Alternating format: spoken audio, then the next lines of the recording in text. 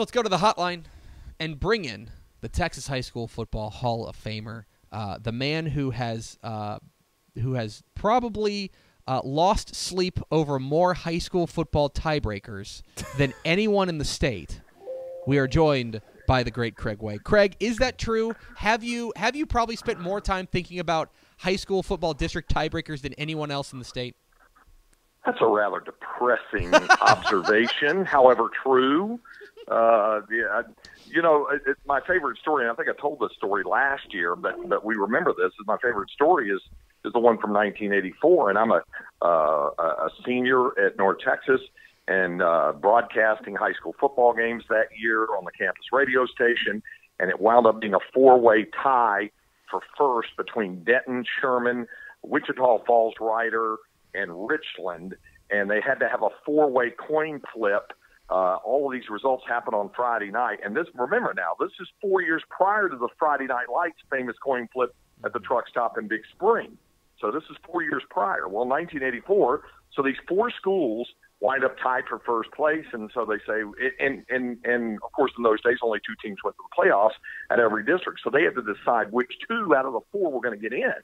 So they said, well, we're going to meet at this truck stop in Decatur on Saturday morning and do it. So I'd gotten wind of it.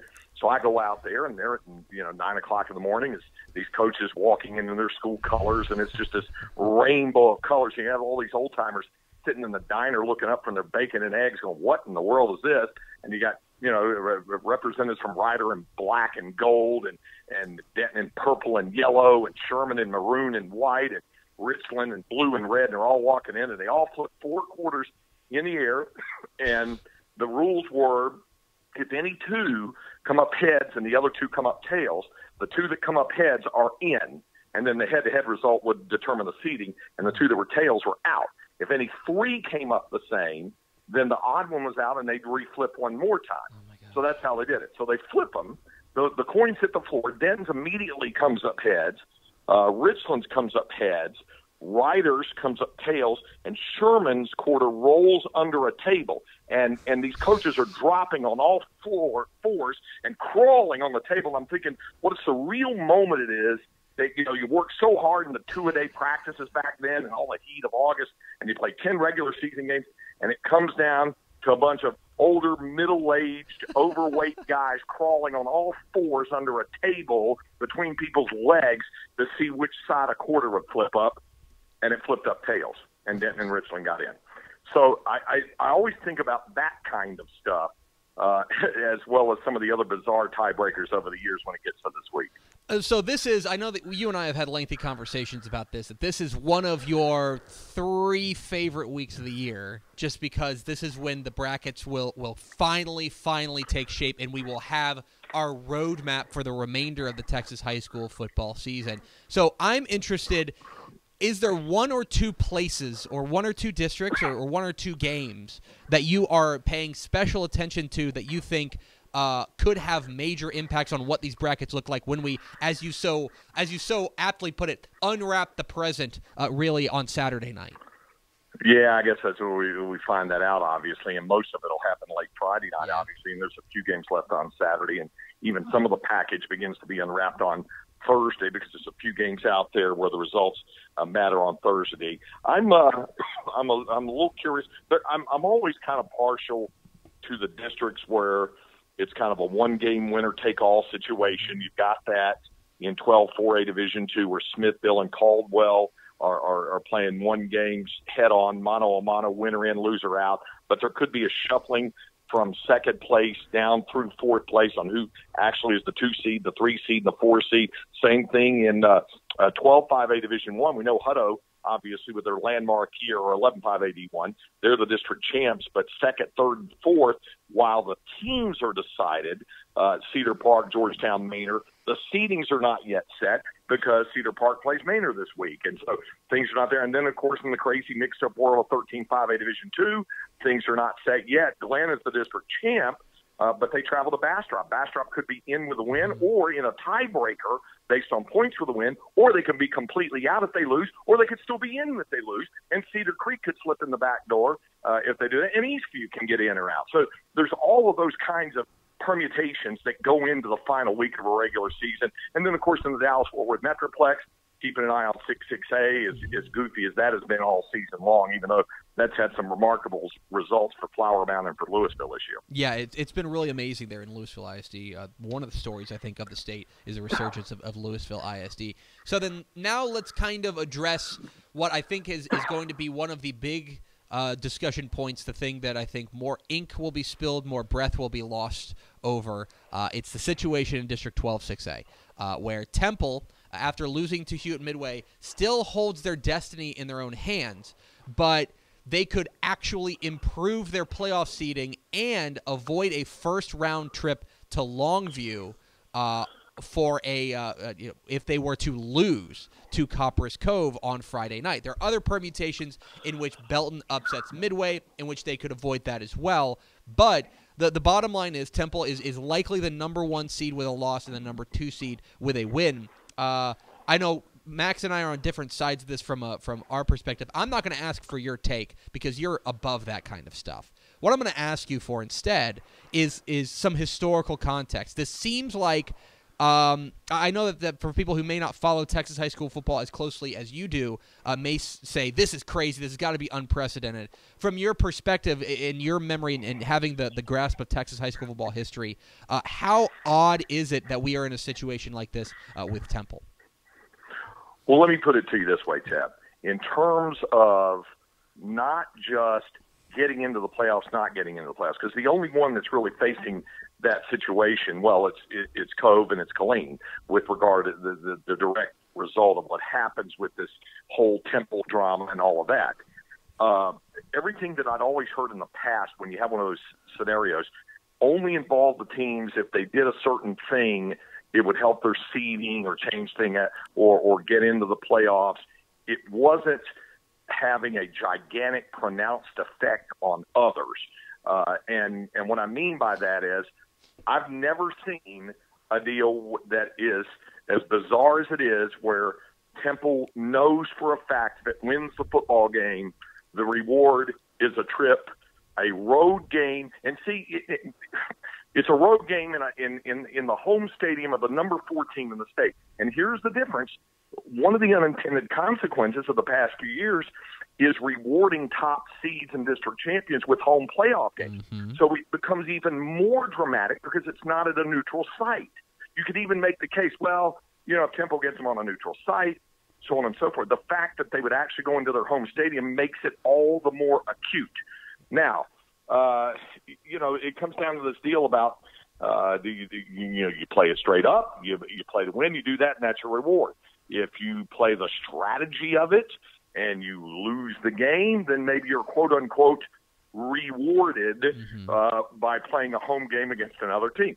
I asked Todd Dodge, the Westlake Chaparrals coach, this morning on my show about it. Without hesitation of any kind, he immediately said, I play it straight up. I play to win the game. And I said, well, you do realize, I said, that's how probably most coaches are going to answer it. He goes, well, let me tell you why. Mm-hmm. He said, first of all, he goes, I'm a big believer in karma.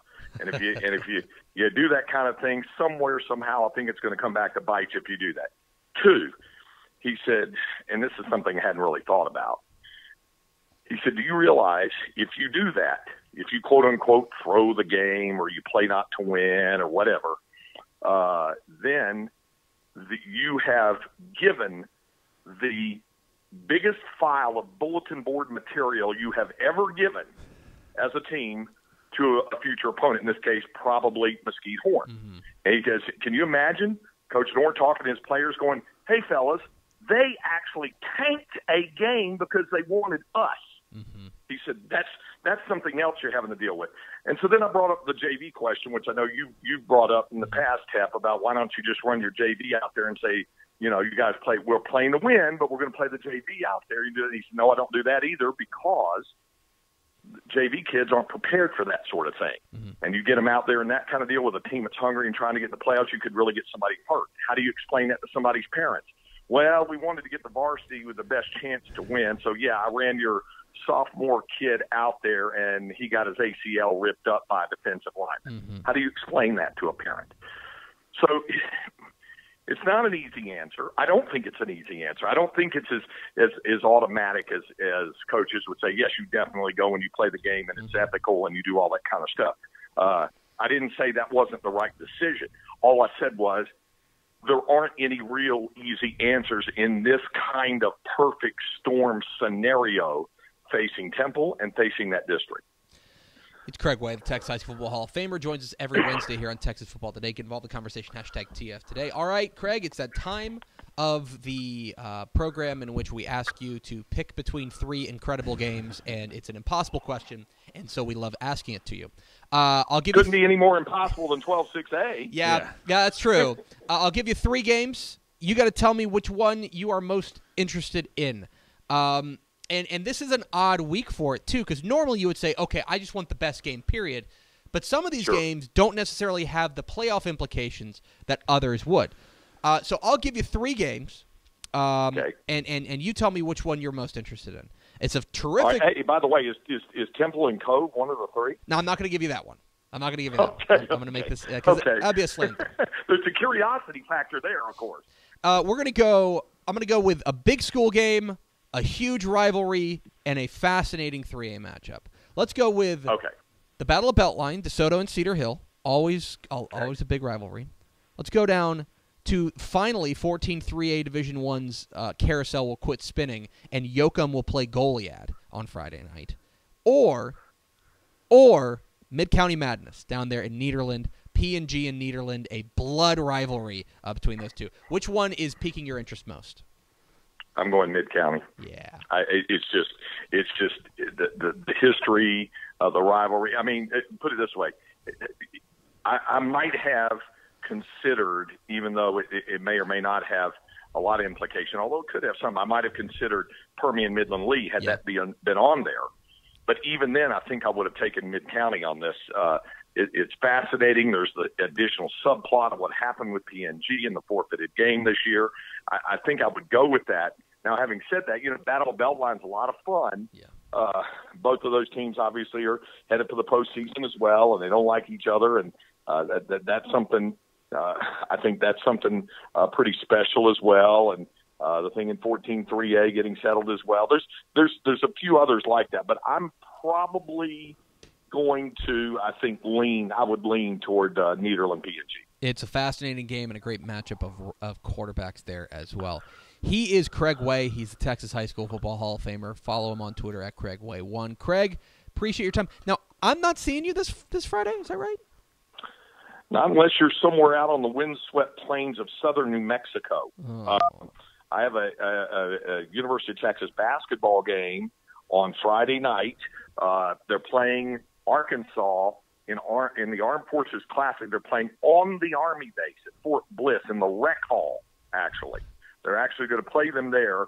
And then I'm getting in the car and driving the 350 miles as soon as the game's over, driving to Lubbock because Texas plays Texas Tech at football on Saturday. So cutting diagonally across southwestern New Mexico or southeastern New Mexico back into the South Plains of Lubbock, it cuts off about 80 miles by doing that instead of just going the interstates and around the horn, so to speak, to go up to Lubbock. So somewhere out there in the hinterlands of the land of enchantment, I'll be roaming late Friday night. And probably driving with your cell phone up and trying to refresh game scores is Craig Way. Craig, please drive safe. Have fun out there in El Paso, and we will talk to you next week. You got it, fellas. There he goes. Craig Way, the Texas High School Football Hall of Famer, joins us every Wednesday here on Texas Football Today. That's interesting. That's interesting that because Craig's, of course, the historical touchstone for Texas high school football. And so I was really interested if something like this has ever happened. It sounds like if it has, it's super rare, where it's this cut and dry. So it's really interesting. We'll see how it all plays out. And that's an interesting point that Todd Dodge brought up about what if you put out your JV out there and you get mangled? Getting hurt. Yeah. So in any case, we appreciate Craig Way hopping on with us.